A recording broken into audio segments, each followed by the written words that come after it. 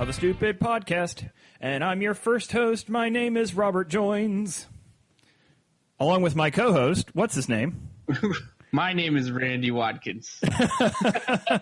And you have just tuned in, unfortunately, to another episode of the R&R Sports Podcast. Welcome, everyone, and thanks for tuning in.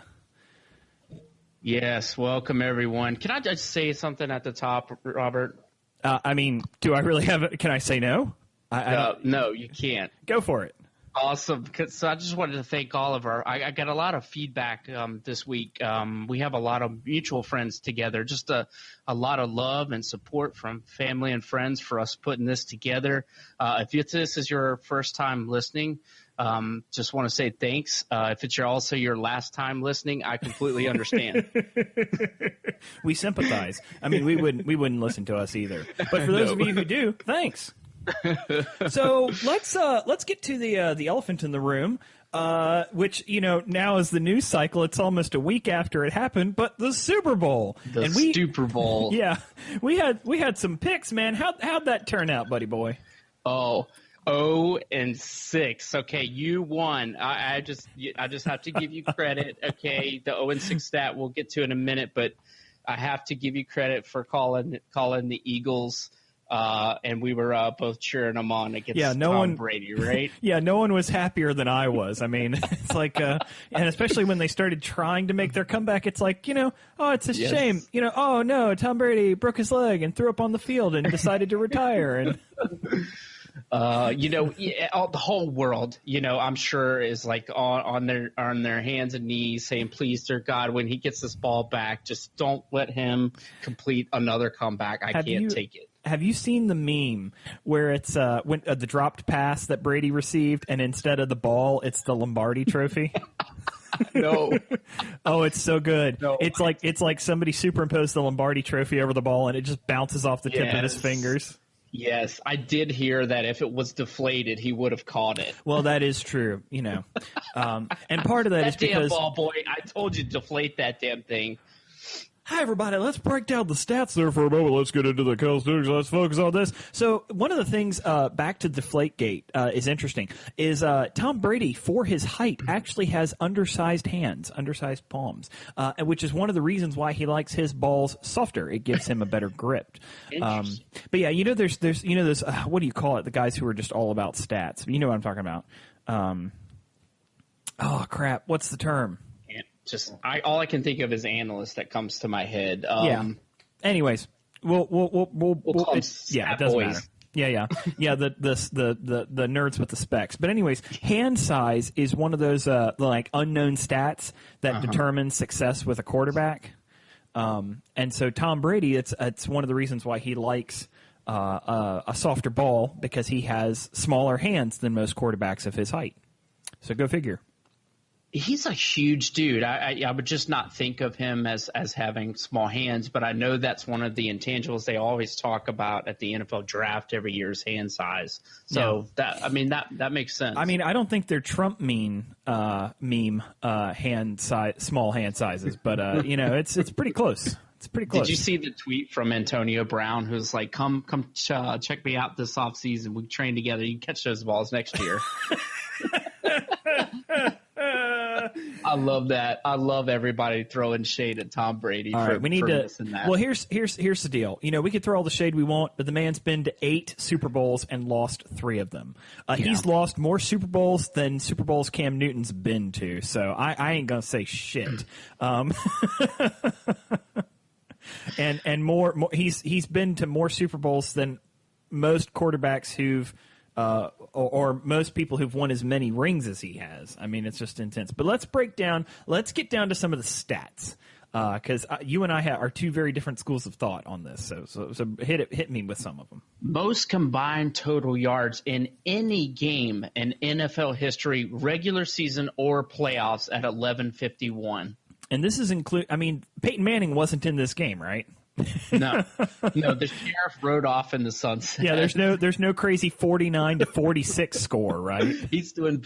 Is he even doing Papa John's commercials anymore? I think they kind of kicked him off. And okay, yeah, the Papa called him in. He's doing all sorts of stuff. He's getting benefits now. So he was part timer. Now he's a full timer Papa John's boy. He owns a bunch of franchises. He's not just like friends with the dude. Like he owns a part of the business. So he gets those damn cookie pizzas on demand, huh? And all the garlic sauce that he wants without paying 50 cents. He doesn't have to pay 50 cents for his cup. Yeah, can you imagine a 400-pound Peyton Manning? Oh, I just want to.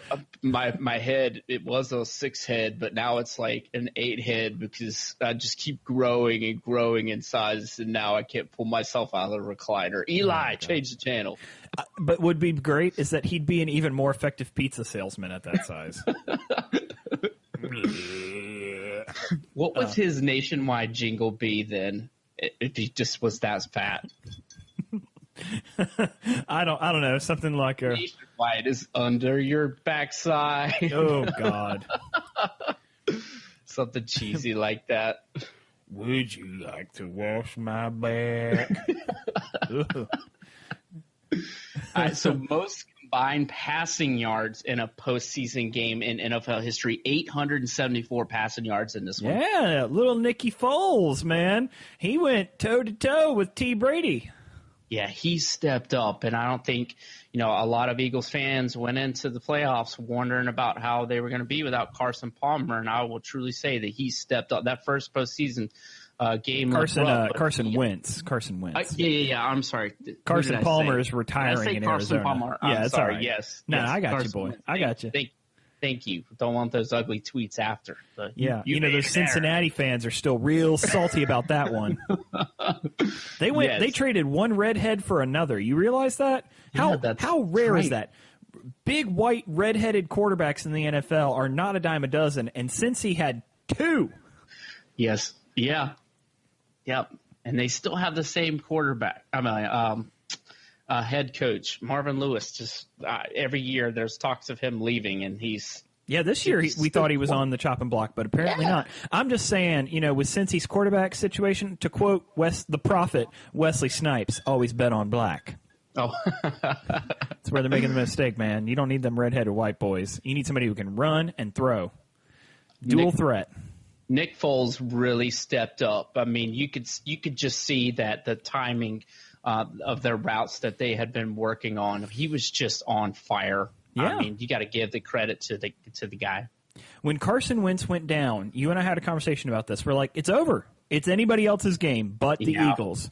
Yep. And every round, it's like they're not going to do it. They can't do it. But all credit to their GM putting together the team that he did. Now, their GM looks like the least interesting man in the world. You've heard the most interesting man in the world? Mm-hmm. This guy looks like he like cottage cheese is a bridge too far for him. That's a bit too spicy. Yeah, it was like late in the fourth quarter when they showed him, right? He was all business, no smiles, no nothing, right? But hey, man, that's what gets it done. They can't always be boozing and cruising and getting it done that way. So he figured it out. He put together an amazing team with tremendous depth on all levels, man. They had great pass protection. They had great pass defense. They had an amazing set of wide receivers and great. Just their defense was fantastic. It just was. It was a well-balanced team. So when they lost their quarterback, and they had a former quarterback of the Eagles, Nick Foles, who was really able to step up when they needed him. Now, I still think Carson Wentz is their number one moving forward, but the Eagles are in a beautiful position. If nobody wants to pay for Nick Foles, they've still got a great backup quarterback. Yeah, he can start on any team, and we talked about it a little bit last week. A lot of teams looking for a quarterback this offseason. It's going to be interesting. But the Eagles went out and got some key pieces this year after losing Sproles and a few other players to free agency. They picked up Ajayi, which I thought was a steal from Miami. And they picked up LeGarrette Blount. It was nice to see him punishing his old team. Miami's been, in baseball and football, Miami's been coughing up good players in the last year like crazy. It's like nobody wants to be down there anymore. It used to be the hot thing to be in Miami back in the days of the U, but not so much anymore. No, they've really struggled, and I thought losing Ajayi was an awful decision. We talked about bringing Cutler in off the couch last week. They just really struggled, and I've been reading that Jarvis Landry's going to be a free agent too this offseason. The last, I think it's 3 years he's caught, this 4 years he's caught 100 balls every season. And, they might not pay him and let him walk. That's going to be a huge free agent. Yeah. So let's hit with another couple of stats. Most passing yards in a postseason game in NFL history, 505 with Tom Brady. I mean, that is, son of a gun is all over the Super Bowl with stats. Most points by Super Bowl loser, 33 points by the Patriots. Fewest combined punts in a Super Bowl. Let's see here. Yeah, one punt in the entire Super Bowl. That's insane. Very few penalties as well. Yeah, I mean, we're watching that game, and I was thinking to myself, there's not a lot of offensive line holding. At least not being called. Now, guys are always holding. You go back and watch that tape. The key is there's always a penalty. It's just a matter of if it gets called. I think they did a really good job of letting them play, and I think they got a pep talk maybe from your boy Roger Goodell before the game, said this better go down. It's a game that's not.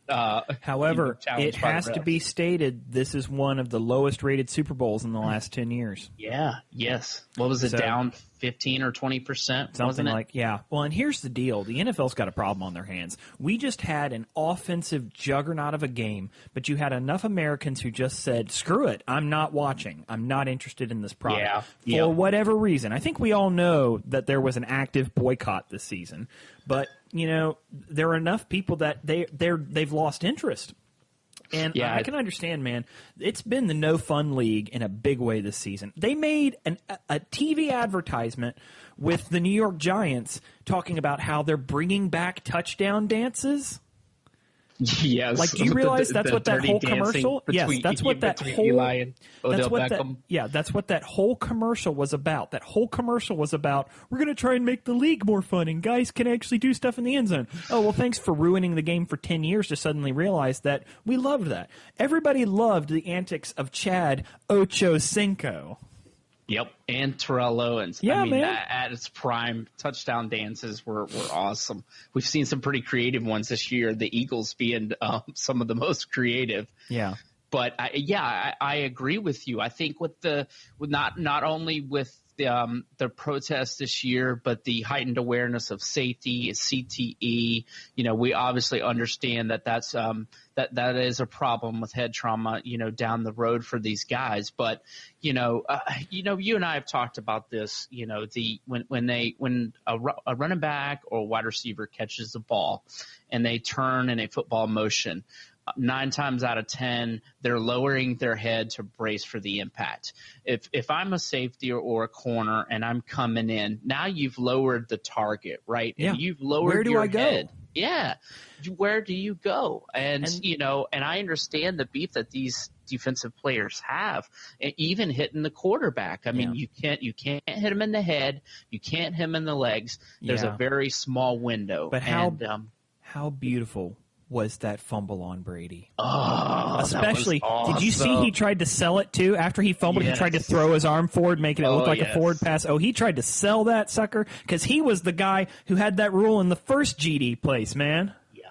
Talk about a primetime moment. I mean, he had a great pocket. Both quarterbacks had great pockets all night. And, Fletcher Cox and that defense. No sacks, man. No sacks. Yeah, they finally get in there and give it to Brady. Knock it right out of his hand.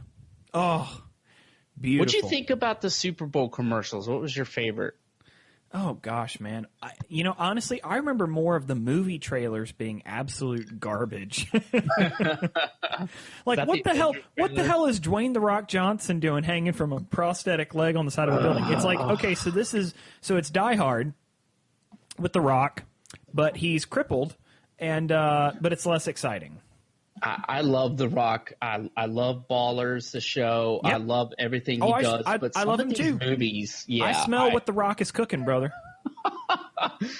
My favorite, I had a couple of favorites. Okay, the Toyota RAV4 commercial where the guy grabs like 40 grocery bags. That was very true. I think every married man, I think most men just in general have been there. Fewest trips, man. That's all that matters. Yes. Oh yeah. I think every woman in America that would just like elbowed their husband and was like, "That's really? totally you. Really? You do that every time." That one.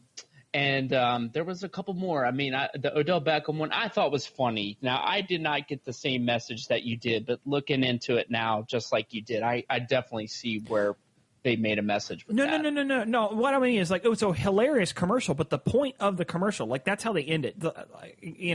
I know we're consuming some adult beverages while we were watching the game, but like the whole point of it was they're trying to make the league fun again because it was an NFL commercial. I will say the best commercial of the night in the "Gotcha, I tricked you, mother effers" commercial was the Dundee, the fake. It turns out fake Dundee trailer for a traveling at what was it? Australian travel ad. Australian travel ad. Yeah, I seriously thought that this was a real trailer. They sold it like it was a real trailer. They even have a ton of actors doing fake scenes, and then in the end, it's like, oh, wait, this is just a travel ad? And Paul Hogan's in it. Yeah. He's like, honestly, I think you've been the best Dundee since the original. And then Paul Hogan's like, I love Danny McBride. I like Danny McBride too, but I'm like, thank God this is not going to be a movie because that would be a cinematic abortion. You know that. I miss, one thing that was kind of air apparent was, just the heartfelt ads this year. I think they've kind of continued with that trend. You don't have, the Budweiser Clydesdales in there. You don't have some, even the Doritos commercial was kind of, tamed this year, Yeah.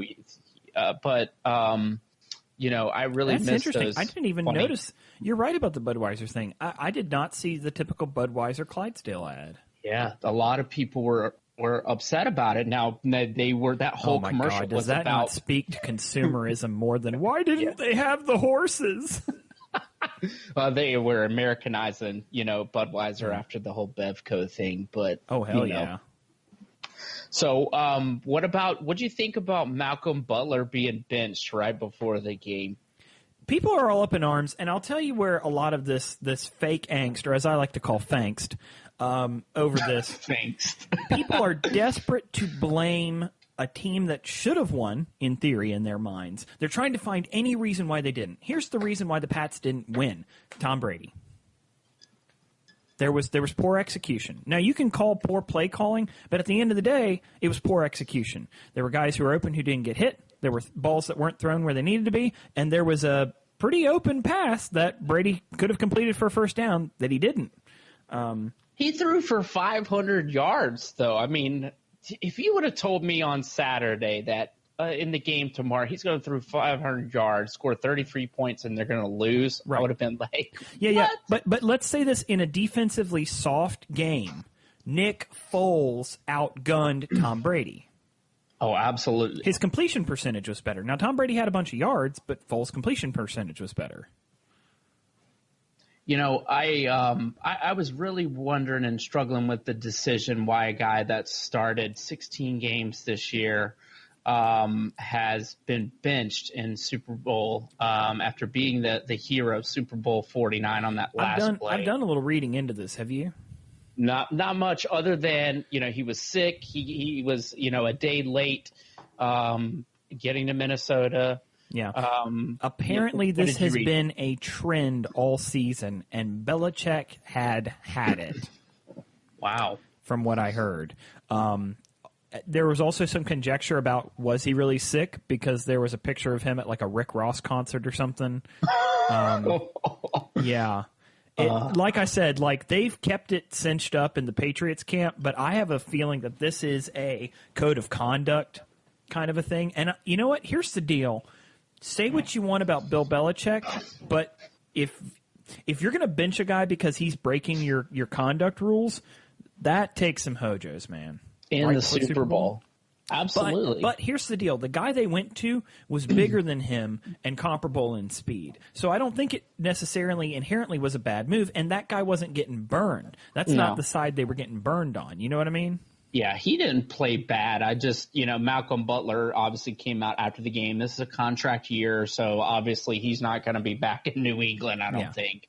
But, he came back out after the game and was just like, I wonder what that game would have looked like if I would have been in there. And, I put myself in his shoes. I can understand. So, but I don't disagree with you. Belichick's famous for doing those kinds of things over that kind of code of conduct stuff. Well, and here's the deal, man. It's one of those things. At a certain point, you don't question the decisions because what they do always works. The Patriots went into the locker room, adjusted, came out, immediately scored, and the Eagles, all game had to keep scoring to have any kind of a buffer on them because it was back. It was a shootout, man. And that's really what I want to get down to. And I hate to say this. I know people loved it and it was exciting, but I freaking hate Super Bowls that set offensive records. I'm a defense guy, and I love watching picks, and I love seeing balls getting knocked out of the air, and I love watching quarterbacks getting sacked. I think this is indicative of where the league is headed. And at a certain point, as somebody who loves defense and love to play defense, it's really disappointing how neutered that side of the ball has become. Oh, the NFL loves that shit. I mean, you want to talk about well, it's because fantasy loves it. Yeah, that too. And I love it too. But, I also love the hard hits. I love making great plays on the ball. NFL, yeah, you're right. This is the new trend. This is why they put so many defensive player penalties in there, defenseless player penalties, off the ball contact, 5 yards. Dude, if you watch any NFL game, everyone's making off the ball contact after 5 yards. Everyone. Yeah. That's what I love it. I love it after 5 yards when Gronk is making contact with somebody and then he throws his arms up in the air like, oh, look, and he was pushing me. And it's like, as he clubs the guy. Oh, yeah. It's like, I don't buy this for a minute, you bionic freak. Yeah. Although some interesting talk, we don't have it in the show notes, but it should be mentioned. Rob Gronkowski may be headed towards a retirement, baby. That is garbage. Okay. I saw that Back to the Rock that he and there's someone else that was Sylvester Stallone. Hey, Gronkowski, I think you make a very amazing actor. I mean, I got the Expendables 4 coming up, and you could be in that. That'd be really great. I don't know if that's the best Sylvester Stallone impersonation I've ever heard or the most offensive stroke victim impersonation I've ever heard, Randy. You just got to kind of talk in slow motion. Yeah, I was gonna show that, Adrian. Yep. And now, whatever viewership we have. Oh, I do want to freak out one of our listeners right now. Hello, Alex. We've been expecting you. Oh, that's awesome. You know what's great about doing stuff like that is that anybody on the show who listens, whose name is Alex, is going to be like, oh my God, they know. I can't wait till we get to the point where we start doing shout outs. I'm excited for that idea. That being said, if you'd like to support the show, go to patreon.com/Chrisco Industries to support the show. Every little bit helps, and everything you do gives you a little bit more control over our creative content. We'll even invite you on an episode. So check us out over there. Yes. And live readings. That's going to be awesome, right? I told my wife today, we're just going to start doing sponsorship ads. Just like, hey, Colgate, we did this for you. You're welcome. On the Random Frequency podcast I started when I was in high school, which is back, by the way. Check out the Random Frequency podcast on Chrisco Brand Biscuits, our YouTube channel.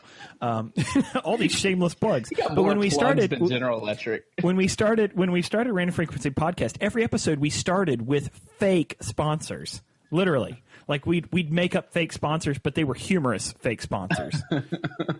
Just like was it like Piss Wasser, like the beer from Grand Theft Auto?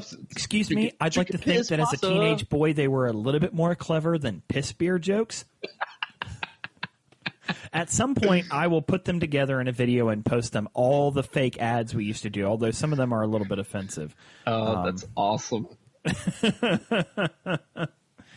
But anyways, what were we talking about? We were talking about Foles being the MVP of the Super Bowl. I'll tell you what, though, and nothing against that.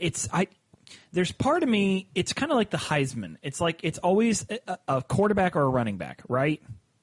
Yeah. It's always that's that. the trend. Yep. But I honestly, with the play calling in that game, I think there's an argument for Coach Doug Peterson being the MVP of that game because there were some gutsy frickin' calls where he trusted his guys to execute, and execute they did. But it was a perfectly executed game plan by Philadelphia, and it had to be to beat the Pats.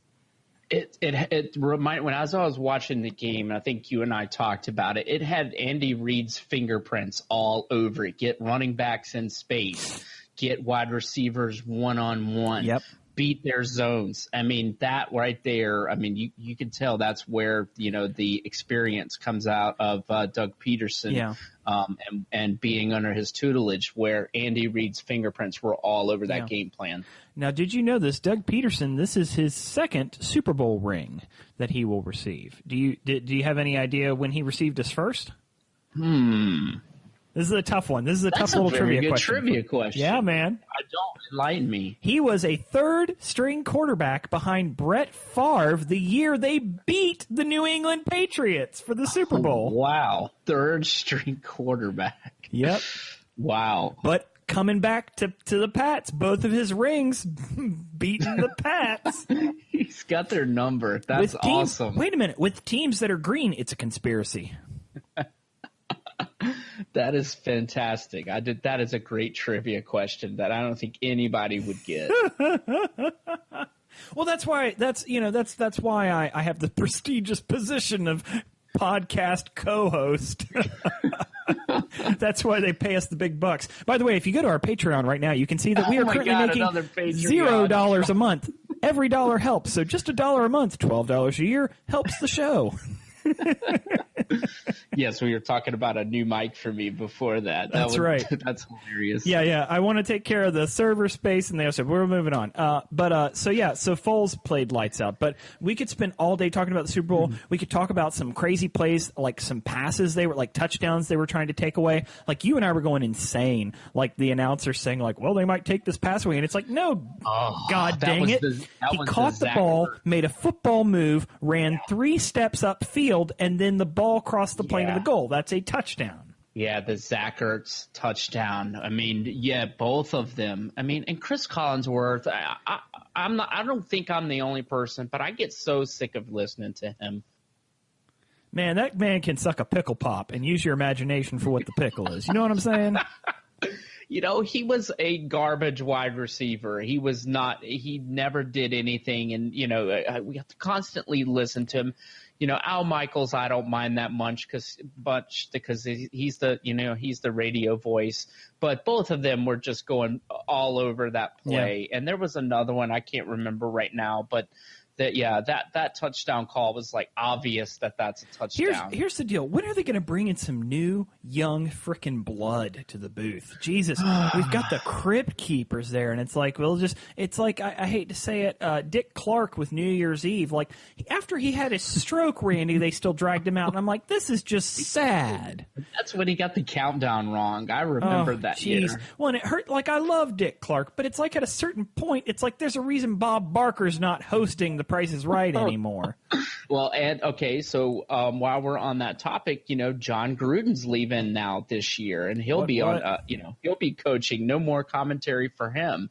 I really hated to see. Yeah, the only commentary he'll get is on a Sunday afternoon answering for all those L's. What?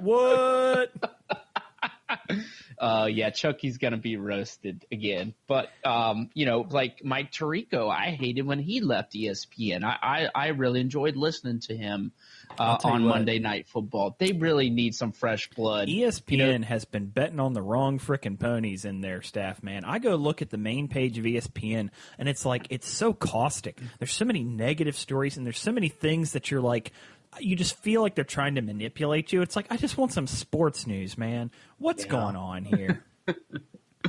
I was looking at, we got the freaking Olympics coming up, and they're trying to Shoot. Here, while we're talking, I'll pull up the dang story. What's her face? Lindsey Vonn. They're really trying to push Lindsey Vonn. Yeah. Ever since she came out and said something about Donald Trump and then busted her ass on the slopes, they're like, she's fierce and a hero and nobody can stop her. And it's like, you're just going to be disappointed. She's old. She's not likely to win something.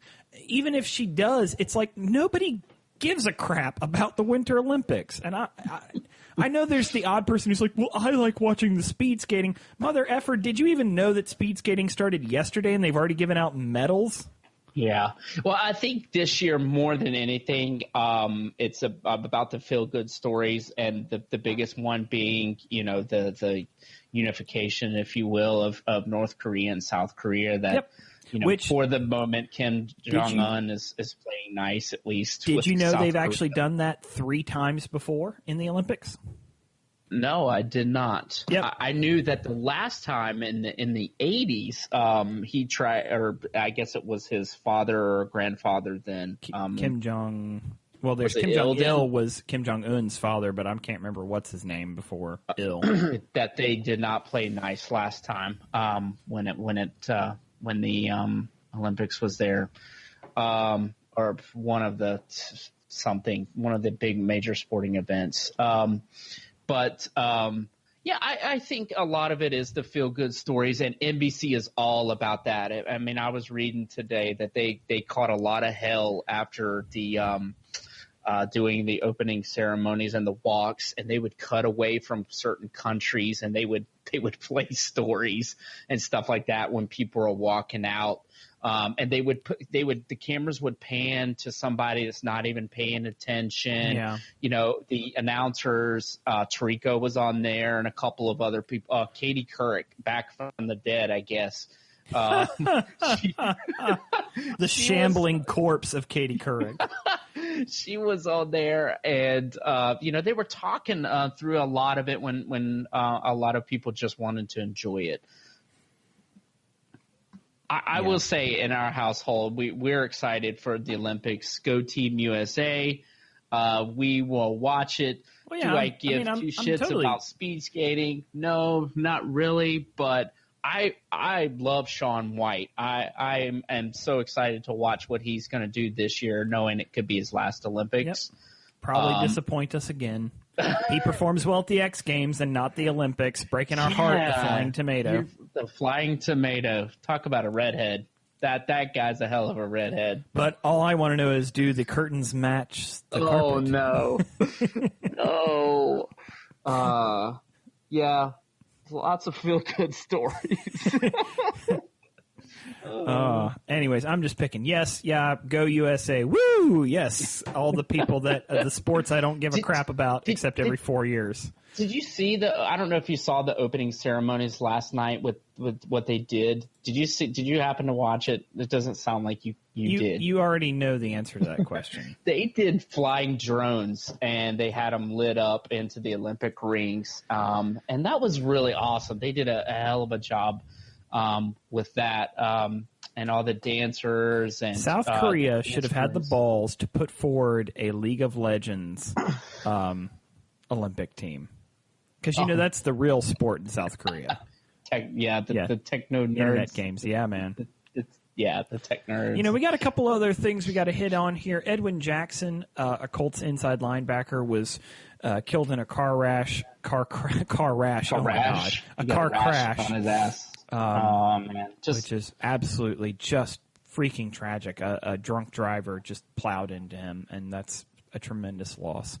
Awful story. I mean, talk about a team that has been through a lot, and now they're going to have to mourn one of their own over a drunk driver. I mean, first all those years with Chuck Pagano, and then a team owner who was a pill popper. But yeah, I mean, I'm sure this is it's going to be interesting, speaking of the Colts, to see how they bounce back. Hopefully they'll have Andrew Luck back healthy next year. But the fact of the matter is, people have talked about, Andrew Luck, he's the next greatest quarterback. But, the guy can't put together a full season. Yeah. I mean, a hell of a talent. obviously number one draft pick, but just really struggled with that surgery. He was supposed to be back last year. I mean, he was maybe supposed to be 6 games in and coming back. And I don't think rehab went as well as they thought it would. Yeah. So, in other news, that team obviously struggled without him. We know how that worked out. Yeah, man, that's how you get the Jacksonville Jaguars winning that division and getting to the AFC Championship game. I've got a note on here. Robin Lopez, the center for the Chicago Bulls, got ticked off and threw a chair a la Bobby Knight. I don't blame him because that was such a bullshit foul. I mean, he was just reaching around the guy, and they're trying to call the game tight. And, I went back and watched that play. And, back-to-back technicals, though. Not just fouls, back-to-back technicals. Yeah, he got really pissed off. And I can understand. He threw the chair and, yeah. I want to see that video with Jim Ross behind it. Just like, oh, my God, King. He didn't throw it at anybody. He was walking down that hallway. But, I can understand why he's so pissed off. That was just a bullshit foul. Yeah. Let's see here. Well, jeez. I guess this is the football cast again this week, but we need to enjoy it because let's keep talking about how the Bulls are just garbage. Okay, they suck.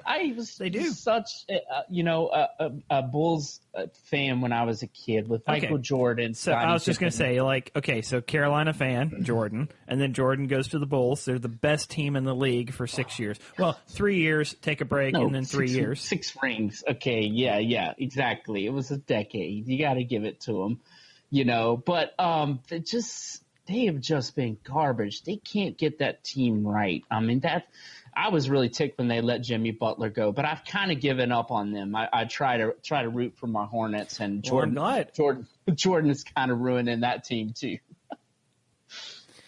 Yeah, I mean, here's the deal.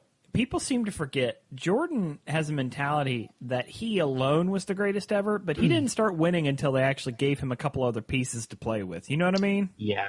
Yeah, he needed Pippen. He needed Kukoc. They went out and got the rebounder with Rodman, the head case, but it worked. Yeah. He could not. Yeah. Here's the deal. Say what you want about Rodman, but that man was amazing on defense.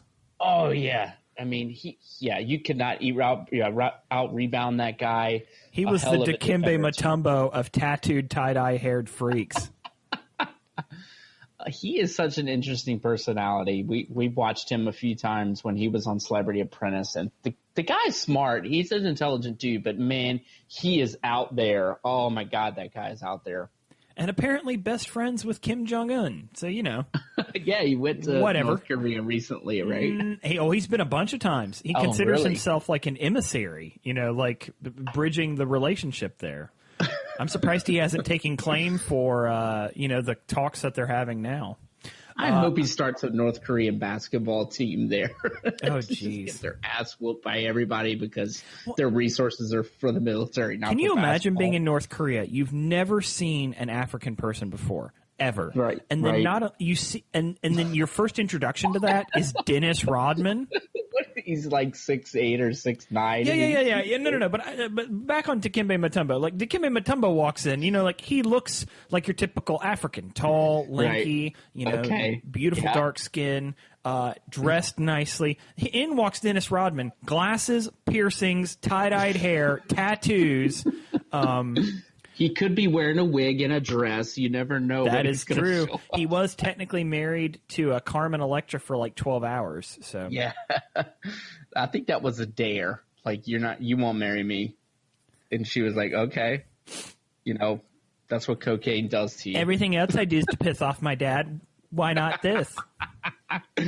All right, I'm going to touch on this briefly. My Carolina Panthers are for sale, and that's all I want to talk about it. That's all. Probably some band of rednecks who work in NASCAR will buy them out, which I don't think is such a bad thing. But or a Russian oligarch, and it will be like the most Slavic makeover you've ever seen. There's going to be guys in tracksuits in the parking lot drinking vodka. And yeah, Well, you hear about Steph Curry possibly. There's no way. You do know to have majority control, you got to be able to put down 20% or 30% yourself of what's going to be at least $2 billion. Yeah. Wait, so you're telling me you don't want P. Diddy and Bad Boy Entertainment to have the majority? I abso-freaking-lutely do not. That's how you get Colin Kaepernick as your starting quarterback. No thanks. Hard pass. Yeah, Jerry got himself in some shit really quickly, didn't he? And it's like, gotta sell the team. Yeah. It is interesting. All the Panthers, banded around him.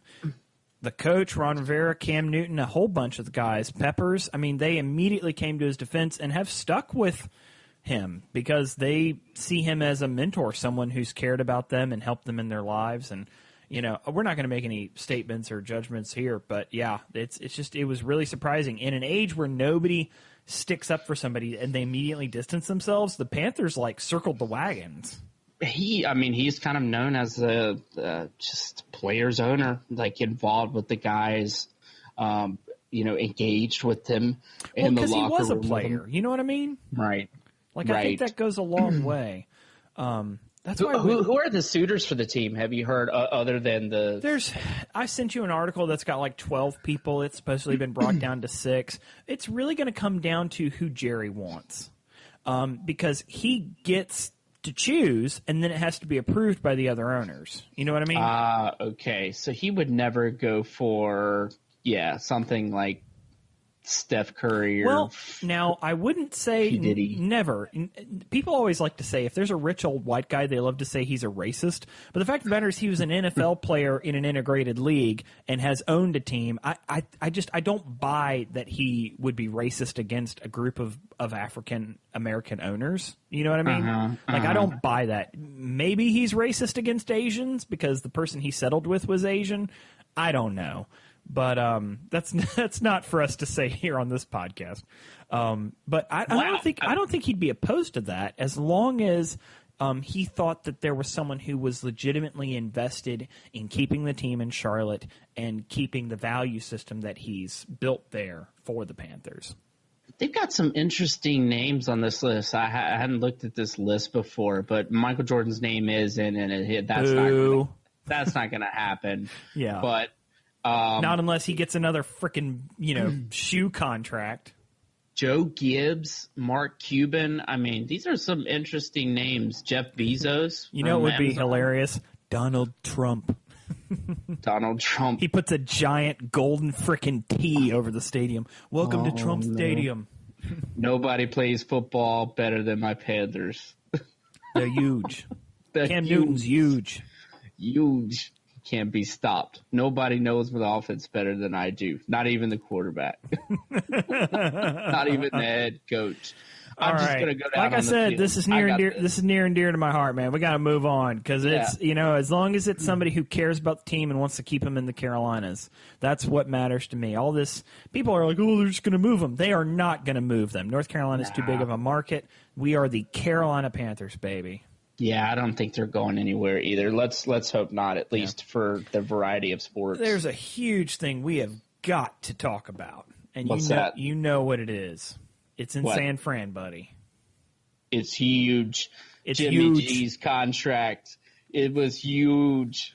Jesus. Talk about selling the frickin' farm. Now, in fairness, Coach Steve Logan, who worked with Jimmy G. Well, no, he didn't work with Jimmy G. Jimmy Garoppolo wasn't out there when he was a quarterback's coach in San Fran. Anyways, he has spent time with him, but I was listening to him talk about Jimmy Garoppolo. Now, he said Jimmy Garoppolo's field vision and execution is phenomenal. He has the skills, in his opinion, to be one of the best quarterbacks in this league, hands down.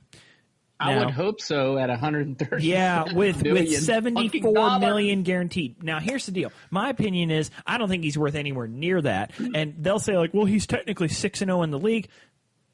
Jesus Christ, Eli Manning is 2-0 in Super Bowls. But is he going to get paid next year? No.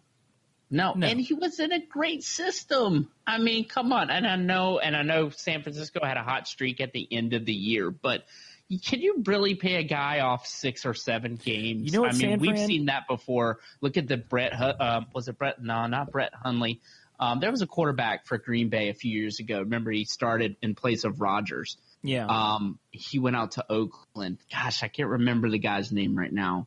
But Oakland paid him, and he was garbage. Yeah.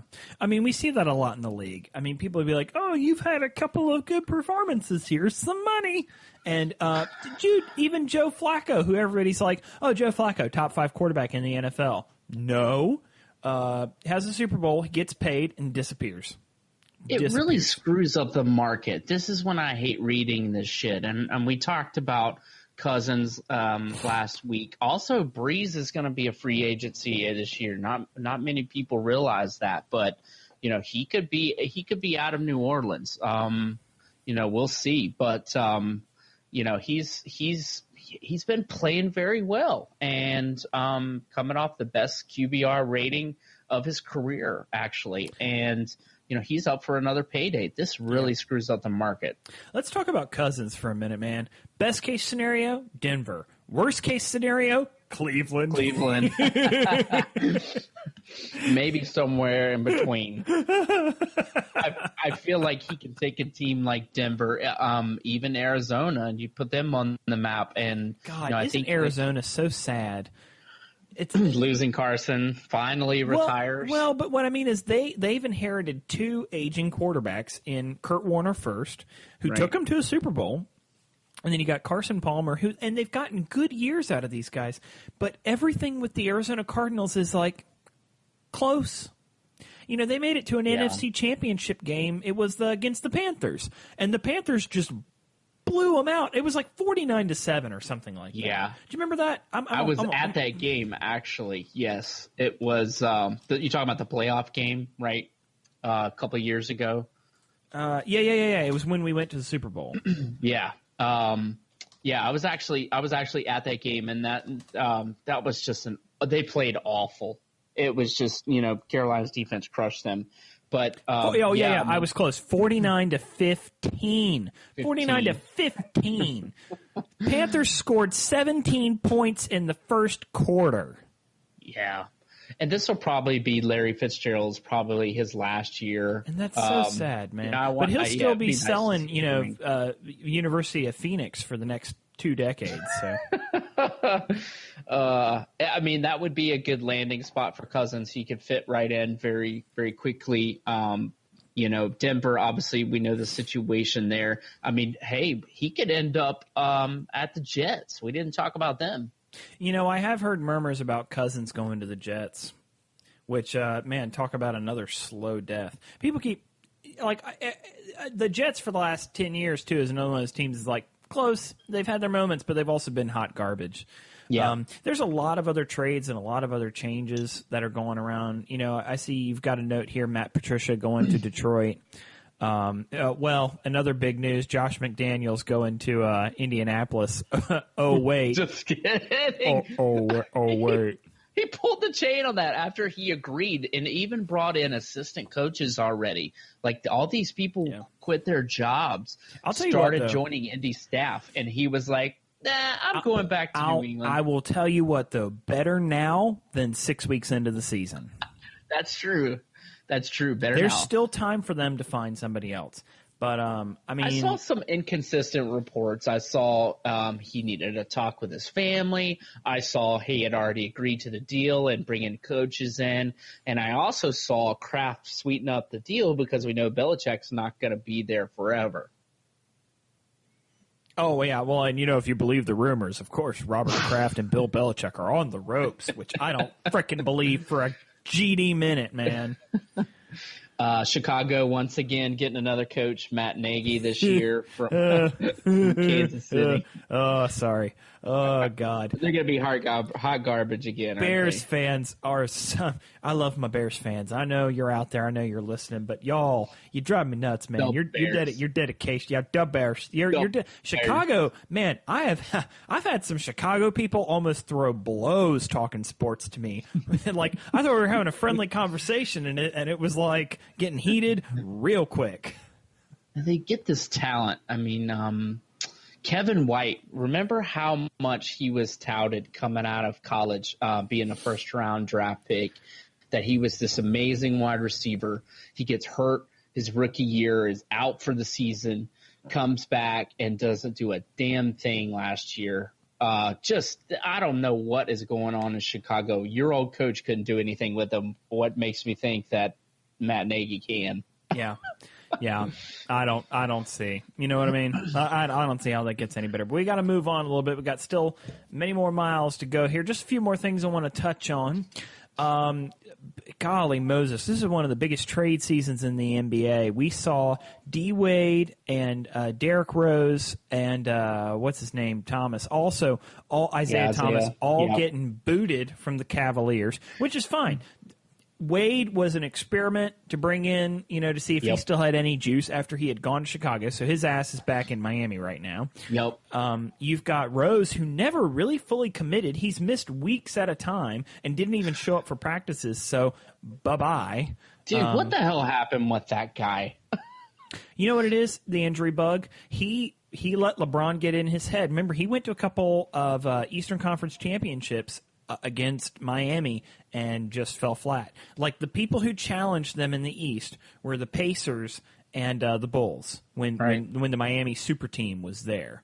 And he started getting the knee injuries. And I remember reading something about this. It was the way that he would cut.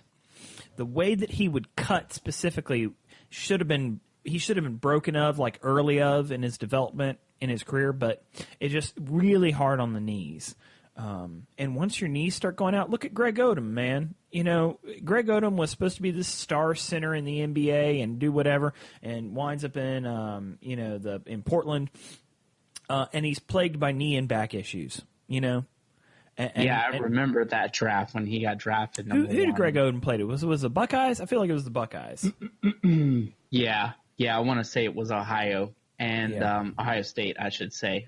I got some family members that would scold me if I say Let's Ohio. Be honest. Do any other Ohio teams ever get into the dance? Maybe Miami, Ohio. I don't even know anything about the school. I just see them on my bracket every now and then. I'm like, yep, lost in the first round. But the Cavs, of course, there are all the trade rumors we talked about beforehand that were more of a farce about LeBron going to Golden State. Now, I do think LeBron's going to change teams in the offseason. He's a free agent with a no-trade clause, so I think he will be up and out of Cleveland at the end of the year. But the Cavs add Jordan Clarkson, Larry Nance Jr. No. Yeah, from L.A. Yeah, yep. and get George Hill, as well as Rodney Hood. Hood from the Utah Jazz and George Hill from the Kings. Dookie boy, Rodney Hood, who's played very well. George Hill's kind of old. I mean, he's in his 30s, but Rodney Hood has been playing very well. Yeah. Well, remember when Miami acquired Ray Allen, they were saying he was kind of old. And then Ray Allen hit the game-winning three that they needed to beat the Spurs to win Miami's first championship. Yeah. I mean, I think we also have to mention that the Cavaliers also dropped Shumpert off. They dropped Jay Crowder off. So other than Kevin Love and LeBron, they pretty much dumped their whole starting squad, which I thought Kevin Love was going to be gone. Yeah, but Kevin Love is currently injured. I don't know. Like LeBron's got a lot of faith in Kevin Love. I told you in the last episode that he's kind of like the team whipping boy. But at the end of the day, I mean, Kevin Love was a star on his team. It's weird to see him be like a position guy, like a piece. So let me ask you this: Do you see them being any better with these guys in the mix? So these guys do make them better. It's not enough to win. I don't think so either. Here's the deal, too. Golden State didn't do squat, but they've been losing games here left and right. Mm-hmm. Honestly, I think it's season fatigue. I think when it matters, those guys are going to pull back because it's not locker room problems.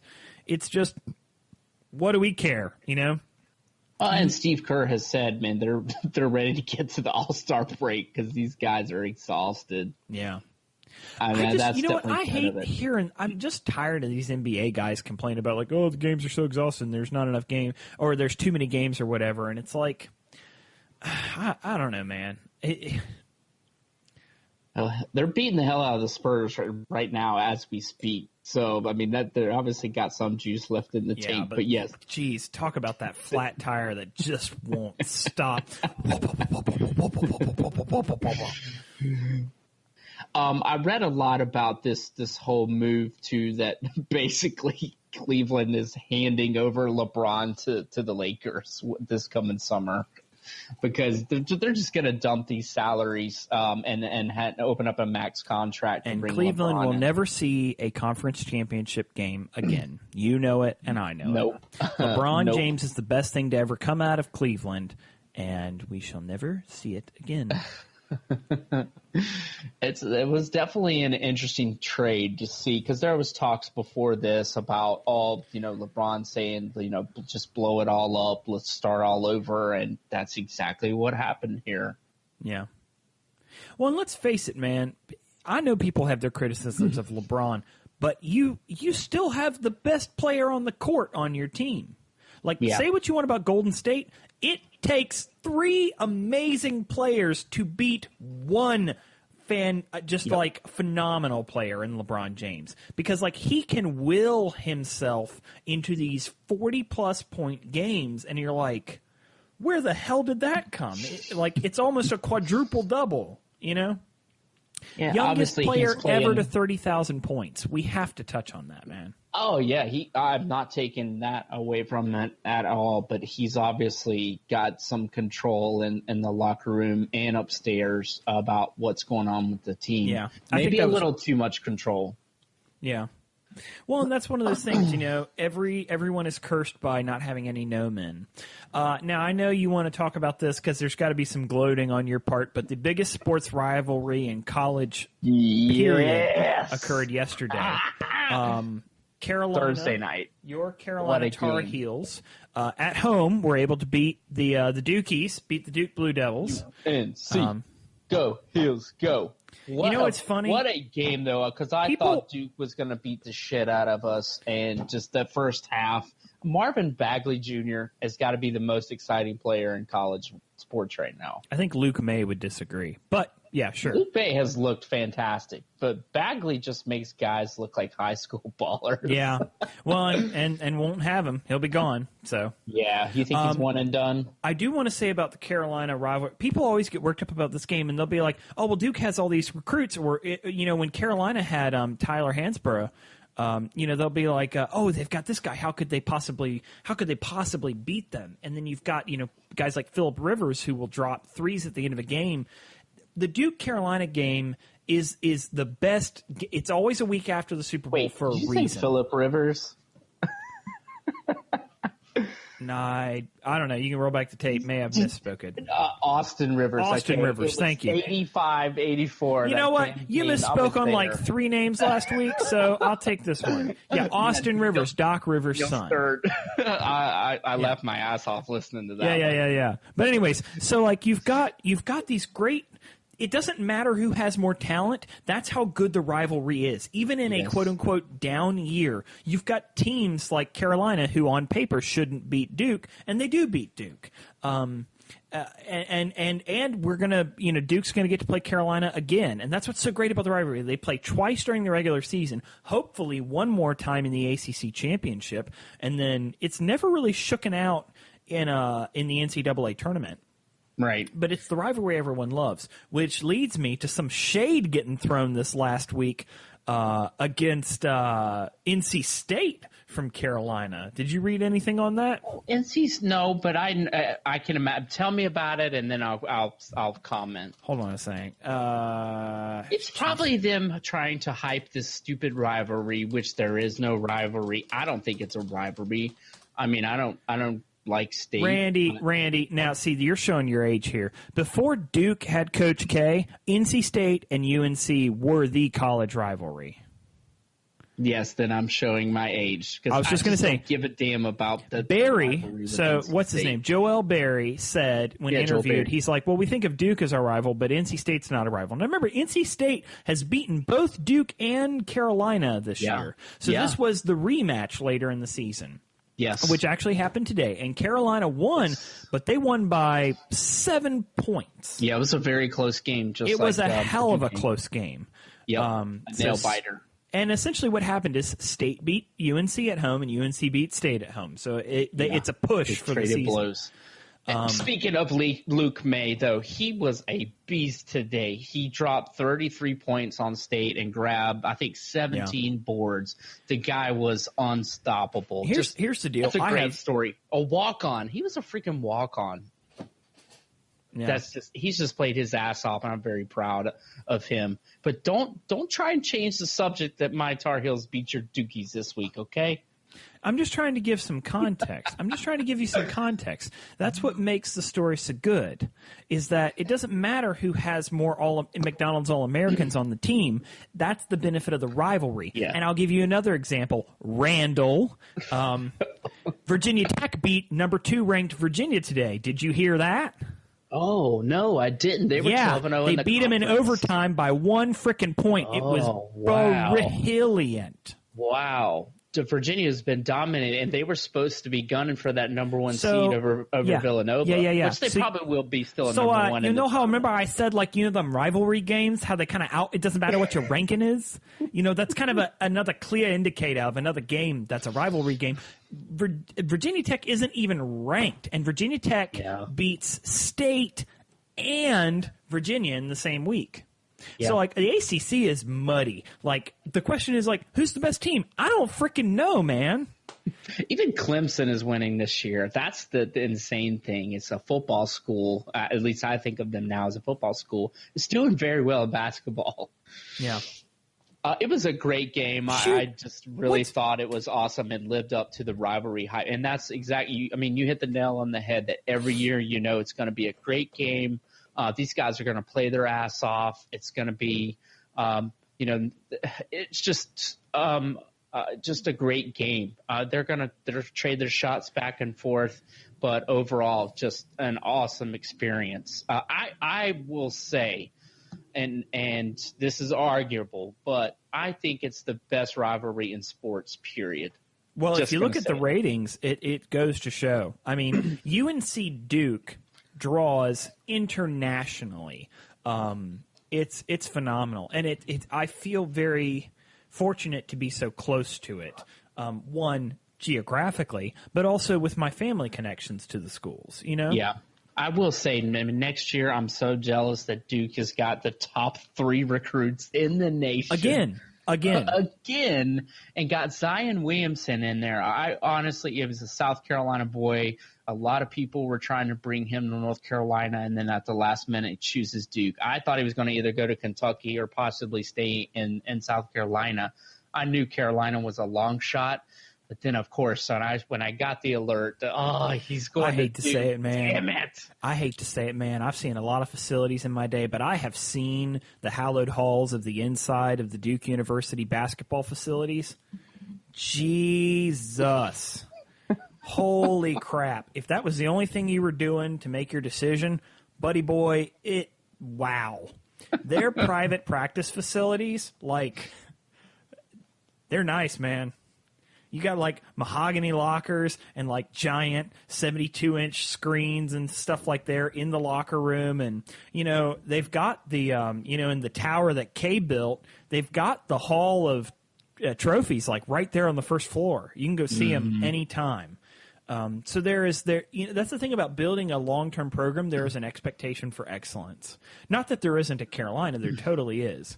I think you just take them and show them Cosmic Cantina and then just have a burrito and be like, what's funny? This is exactly where I'm going. It's funny that you mention that because on Duke University, most people don't know this about Duke University. There's an East Campus and a West Campus. West Campus looks like Hogwarts. It's beautiful. It's designed. What's that? It does look like Hogwarts. Yeah, it totally looks like Hogwarts. But it was built in the first half of the 20th century. It was built in the early 20th century. So it's not as old as Harvard, but that's why Duke's always been called the Ivy League of the South. But on the East Campus is technically where all freshmen live. But there's got to be an exception for basketball players because all their practice facilities are on West Campus. It's It's a beautiful campus, and I've had the pleasure of going down there a lot, and it really is a beautiful campus. Well, so, for $60,000 a year, it better damn well that be. better damn well be, right? And Jeez. they're obviously building up all around that And area. no knocks on Carolina. I think we can all agree, though, that NC State has the ugliest campus of all three. Yes. But it also has the largest campus. So F you, Duke and Carolina. They are. NC State is bringing in money hand over fist. Yeah, they are. What are they up to? 30,000 students? Oh, I think? brother, it's almost 40,000. 40? Oh my. Yeah, gosh. they're the biggest university in North Carolina, which I know our Ohio State fans are listening to like, huh, our student body's 85,000, and it's like, yeah, you are a drop in a bucket.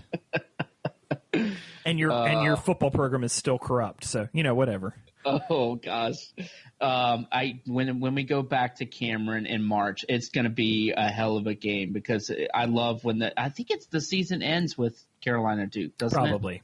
Yeah, probably. I love when the season ends with that game. A lot riding on the line. What a venue, man! It's the opposite of the Dean Dome, man. Dean Dome is like max bodies, giant cavernous spaces, lots of room for banners. Cameron was built, almost 100 years ago, and it is like I think they can max 6,000 people, but I don't even think it's that much. I'll pull it up, but it's like it is loud. It's like where a band would perform. Shoot! I'm totally wrong. Cameron Indoor is 9,300 seats. 90. Okay, you weren't off by much. You said what, 6,000? 6,000, 9,000. The grand scheme of things. But the Dean Smith Center is 21,750. So it's literally like more than double. Yeah. Well, and a lot of that feel is they have bleachers. They don't even have seats, right? No. They have seats. The bleachers are just down by the court. That's the Cameron Crazy section. The student section. Which is why they go insane. But the Dean Dome is bigger than PNC Arena by 2,000 seats. I did not know that. Yeah, man. Wow. Yeah, isn't that crazy? I love the internet. I remember 10 years ago. No, shoot. God, I'm so old. Not that old, but 12 years ago, I was doing an article for the school paper about great stadiums, great places to go listen to things. And I remember trying to research like how many seats were in stadiums in the world, and it was impossible. Like it took hours of research to figure them out. Now I just punched in 2 seconds into the search and could tell you exactly how many seats these places had. It's amazing. All right, net neutrality is really full focus.